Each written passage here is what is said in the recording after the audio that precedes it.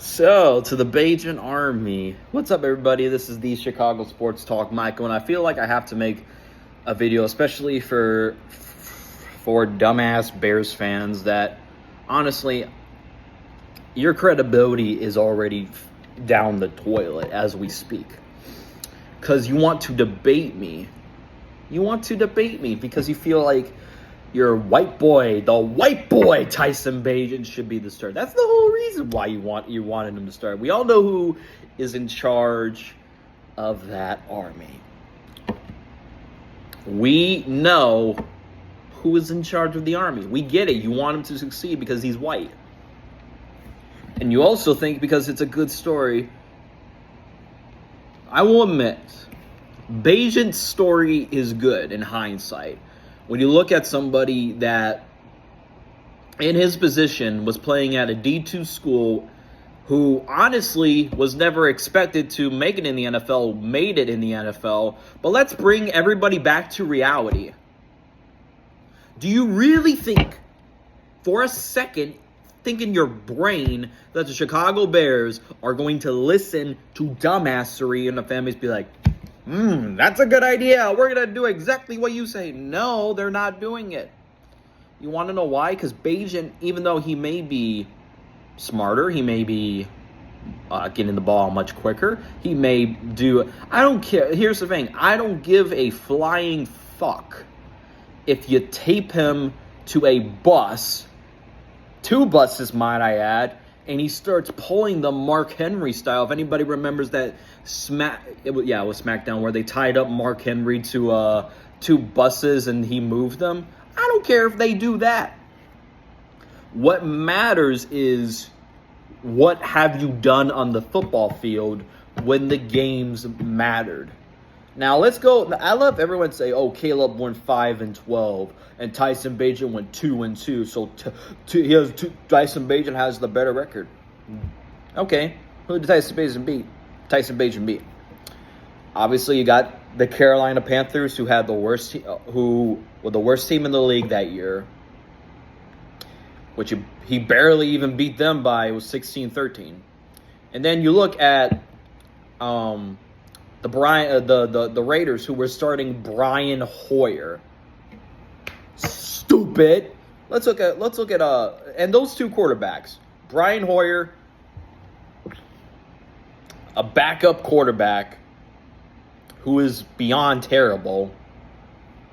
And you look at a guy like Bryce Young, who played terrible his rookie year and had the Panthers questioning, they should have taken C.J. Stroud over Bryce Young. Now, you look at Caleb Williams. Yes, you can make the point, he beat the Titans. Yeah, the worst team in the league. And he beat the Rams, who would have beaten the Eagles had they not run the football. Matthew Stafford, a starting quarterback, arguably is going to the Hall of Fame. No ifs, ands, or buts about it. Now, and he beat Trevor Lawrence. Trevor Lawrence, who I think is a above average quarterback to mid.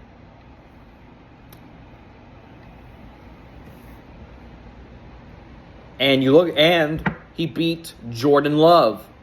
And people will say, well, Jordan Love didn't play. He still played majority of the game, and he had to sit through an injury. And the Packers was still a dominant team, even without Jordan Love. Use your brain. Who has the better... And if I'm happen to mistaken, Caleb made history. He beat the Packers in Lambeau Field, and it was the first time since 2015 the Bears have beaten the Green Bay Packers in Lambeau Field. And who was the quarterback? Not Tyson Bagent, Caleb Williams. That is said in doubt why if you put Tyson Bagent in those games where they were facing the Packers, I almost guarantee you the Bears would not even be close. They would not be close to winning. Because you want to know why? Bagent doesn't have consistency, good plays. Let's look at where nobody had tape on him. I even said it won't surprise me if Bagent went out against the Raiders and play an average game, which he kind of did, because nobody had tape on Tyson Bagent.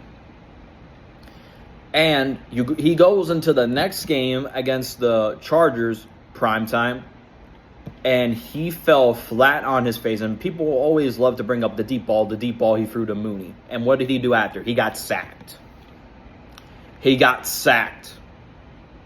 Oh, but Mooney shouldn't have stayed down. He could have run and went to a touchdown. Dumbasses, use your brain. If he went and scored that touchdown, the Chargers would have still blew the Bears out of the water. Because even after that, Bagent threw two interceptions. Use your brain.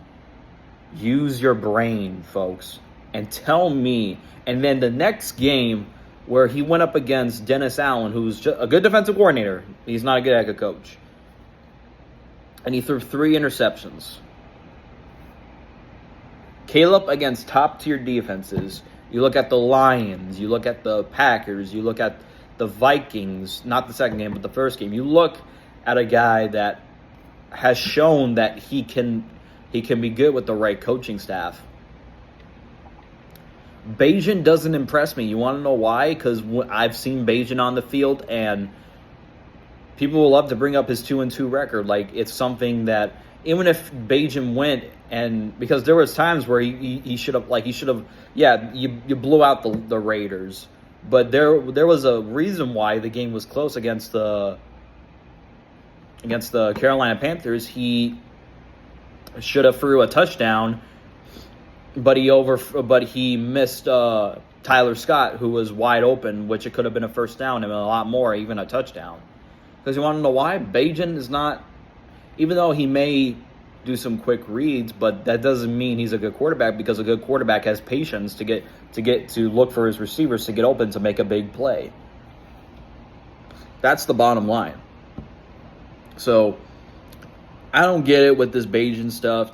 People just want a good storyline to be Bagent, a D2 quarterback. Oh, we're going to win the Super Bowl with Bagent. If you think Tyson Bagent could outplay Patrick Mahomes, Josh Allen, Lamar Jackson, Jalen Hurts, who else? Brock Purdy, if the Niners are up. If you think Tyson Bagent is going to outplay arguably top 10 quarterbacks, you are smoking dope crack.